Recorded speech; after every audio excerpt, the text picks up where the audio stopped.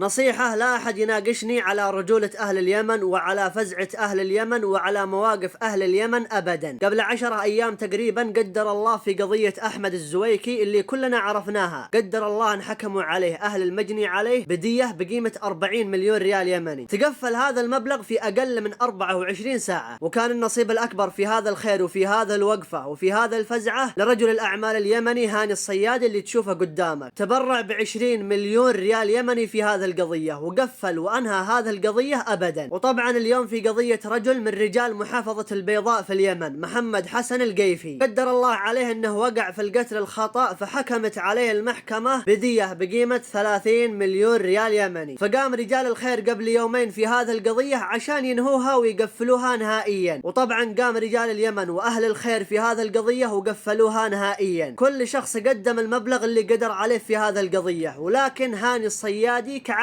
قام بالدور الأكبر في هذه القضية وقفل باقي المبلغ 4 مليون ريال يمني. أقسم بالله أن هؤلاء الرجال وأمثالهم من خيرة رجال اليمن.